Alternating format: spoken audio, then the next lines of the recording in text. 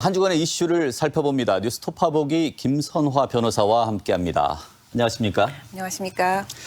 자, 경기 침체로 소상공인들이 어려움을 겪다 보니까 정부에서도 이제 각종 지원 사업이 쏟아지고 있는데, 자, 전주시 한 의원이 이 소상공인 지원 예산을 자신의 가족이나 지인 업체들한테 집중적으로 몰아주기 했다는 의혹이 일고 있습니다. 참 씁쓸한 일인데요. 어려운 소상공인 돕겠다고 만든 예산이 결국 특정 시의원과 그 가족 업체로 돌아갔다는 사실에 시민들 입장에선 배신감이 클 수밖에 없습니다. 전주시가 소상공인을 돕기 위해 배달앱 할인 쿠폰 예산 1억 800만 원을 집행했습니다. 할인 쿠폰을 소비자에게 제공하고 할인 금액은 시 예산으로 가게에 페이백 해주는 구조였는데요. 전윤미 의원 가족이 운영하는 미용실 4곳이 이 행사에 참여해서 다수의 할인 결제를 유도했고 그 결과 전체 예산의 절반을 넘는 약 7천만 원가량이 이들 미용실에 정산됐습니다. 더 충격적인 건 당시 이 사업을 심의했던 문화경제위원회 부위원장이 바로 전윤미 의원이었다는 겁니다.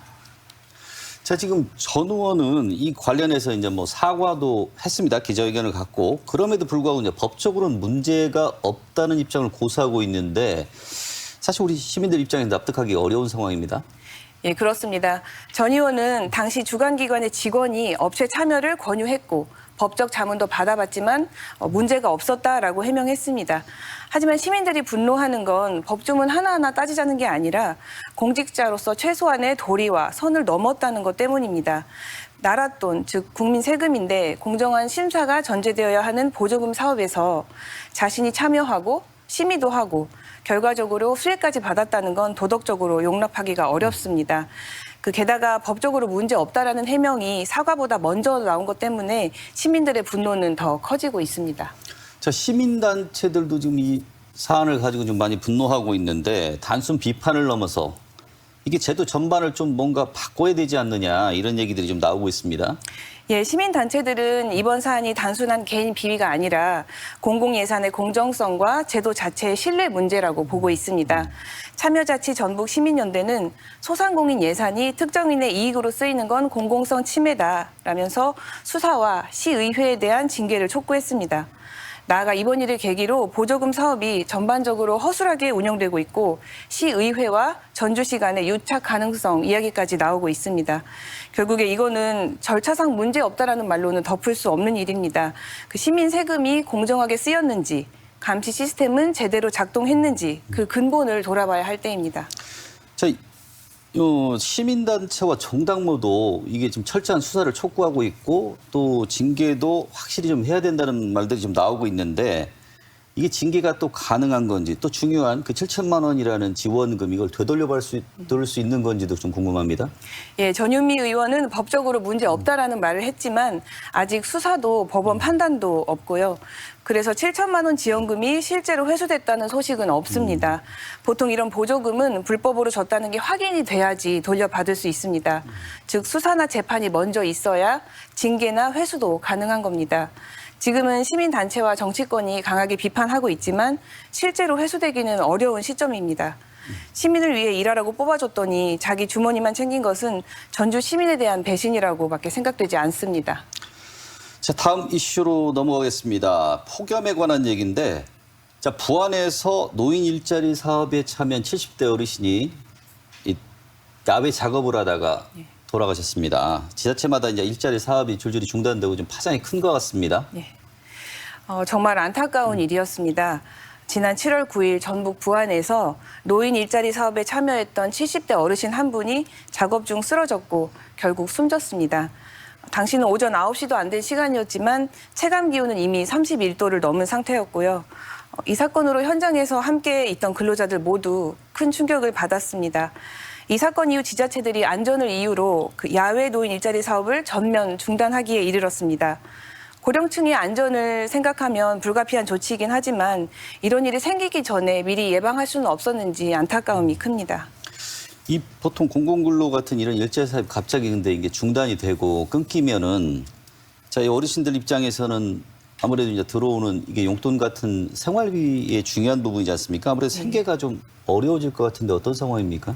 예, 법적으로 보면 이 일자리 사업은 공공근로 개념에 가깝고 그 참여자는 일정한 활동비, 즉 노동 대가를 받는 구조입니다. 지금 참여하는 어르신들이 한 달에 받는 돈이 29만 원 정도인데요.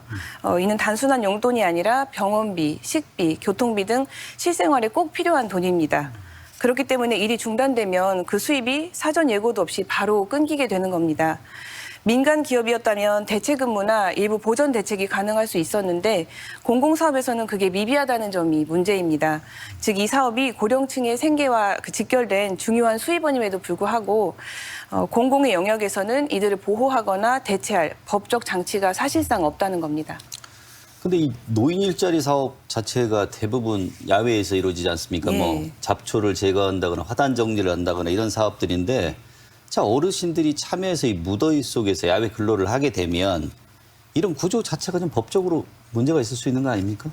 예, 그 점이 이번 사태에서 특히 주목해야 할 부분입니다. 현재 노인 일자리 대부분이 도로변 제초, 공원 정비, 쓰레기 수거처럼 무더위에 노출되는 야외 작업 중심인데요. 고령자에게는 신체적으로 상당한 부담이 될 수밖에 없습니다. 법적으로 이 사업은 공공근로에 해당하기 때문에 산업안전보건법이 직접적으로 적용되지는 않습니다. 그러나 지자체가 위탁기관을 통해서 운영하는 이상 기본적인 안전조치 의무는 당연히 따라야 합니다. 특히 폭염이나 한파 같은 기후위기 상황에서는 작업 중지 기준, 보호장비 제공, 충분한 휴식시간 보장 등 최소한의 조치가 마련돼야 합니다. 자, 이 노인 일자리 사업은 뭐 그런다고 중단될 수 있는 건 아니고 앞으로도 지속될 건데 자, 이런 위험한 사태가 좀 반복되지 않으려면 어떤 조치가 좀 필요할까요? 예, 우선 폭염 같은 기후위기 상황에서 자동으로 작동하는 일시 중단 매뉴얼을 현재와 같이 행정 지침이 아니라 법률로 마련할 필요가 있습니다. 또한 작업이 중단되더라도 어르신들의 일정 수준의 활동비를 대체수당 형태로 보전해주는 제도도 필요합니다. 민간에서는 휴업수당이라는 제도가 있듯이 공공 일자리에서도 최소한의 생계 보전 장치가 필수적입니다. 장기적으로는 노인 일자리 구조 자체를 바꿔야 할 것입니다. 지금처럼 무더운 날씨에 야외에서 일하는 방식보다는 실내 활동, 예를 들면 상담 지원이나 디지털 안내, 그런 것처럼 저강도 맞춤형 일자리로 바꿔가는 게 필요합니다. 노인 일자리는 단순한 혜택이 아니라 어르신의 존엄과 안전을 지키는 사회적 책임이기 때문입니다. 자, 마지막 이슈로는 보양식 얘기 좀 해보겠습니다. 네. 자, 무더위 때문인지 이제 보양식 찾으시는 분들 많은데 그 흑염소탕도 상당히 인기입니다. 네. 근데 이 흑염소탕을 파는 업체들이 흑염소가 아니고 이게 수입산 염소가 대부분인 것 같아요. 예, 맞습니다. 개고기 식용 금지 분위기 속에서 요즘은 흑염소탕을 찾는 분들이 늘고 있습니다. 그런데 최근 일부 업소들이 수입산 연소고기를 국내산 흑염소인 것처럼 속여 팔았는데요. 특히 전남의 한 음식점에서는 호주산 염소고기 3.7톤을 들여와서 국산으로 둔갑시킨 뒤에 무려 1억 2천만 원어치 넘게 팔아치웠다고 합니다. 게다가 단속 중에 거래 영수증을 찢는 장면까지 포착이 됐는데요. 이거는 고의로 증거를 없애려고 했던 행동이고 소비자를 속이겠다는 의도가 노골적으로 드러난 대목입니다. 자, 이 호주산 염소 요거 보호고트라고 저도 알고 있는데 영상에서 이제 저도 보니까 상당히 좀 우리나라 흑염소에 비해서 덩치가 좀 커요. 이게 몸집은 크지만 가격은 되게 저렴한 거잖아요. 국내산 흑염소에 비교해 볼 때. 예, 그렇습니다. 호주산 염소는 덩치는 큰데 사육 비용은 적어서 단가가 국내산에 비해 확실히 저렴합니다. 두세 배까지 차이가 난다고 합니다. 그런데 겉모습만 보면 일반 소비자가 국내산 흑염소인지 이게 수입산인지 식탁 위에서는 구별하기가 어렵습니다. 게다가 식당 입장에서는 원산지만 교묘히 숨기면 마진이 2배 이상 남습니다. 제대로 알려주지 않으면 소비자는 외국산 고기를 국산인 줄 알고 한 그릇에 2만 원을 주고 사 먹게 되는 겁니다. 자, 이런 원산지 표시를 하지 않거나 아니면 국내산 흑염소하고 섞어 팔거나 이러면 어떤 처벌받게 됩니까? 예, 절대 단순한 행정 위반으로 끝나지 않습니다. 이번에 적발된 식당 업주는 농수산물 원산지 표시 등에 관한 법률 위반으로 재판에 넘겨졌고 징역 10개월에 집행유예 2년을 선고받았습니다. 이 법에서는 원산지를 거짓으로 표기할 경우에 7년 이하의 징역 또는 1억 원 이하의 벌금이라는 꽤 강한 형벌 규정을 두고 있습니다. 중요한 거는 원산지 속이기는 곧 소비자 기만이자 민생 사기라는 그런 인식 때문에 판결도 점점 강해지고 있는 점인데요. 특히 먹거리와 관련된 문제는 국민 건강과 직결되기 때문에 법원도 점점 더 엄격한 잣대를 두고 있는 겁니다. 그래도 제가 먹었던 흑염소탕이 흑염소가 아니라 좀 많이 실망을 했는데 자 이 보양식 한 그릇 먹기도 좀 조심스럽기는 한데 자 소비자 입장에서는 어떻게 좀 대처해야 됩니까? 일단 가장 기본은 원산지 표시 확인입니다. 업소 입구나 메뉴판 아니면 계산대 근처에 표시되어 있어야 하고요. 글씨가 너무 작거나 애매한 위치에 표시를 하고 있다면 그 자체로 의심해 볼 필요가 있습니다.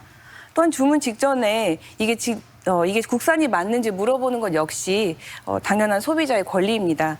만약 흑염소 진액이나 이미 포장되어 있는 제품을 사실 때는 유통사 정보와 원산지를 함께 확인하셔야 합니다.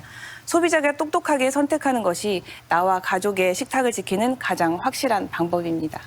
자, 오늘 말씀 감사합니다.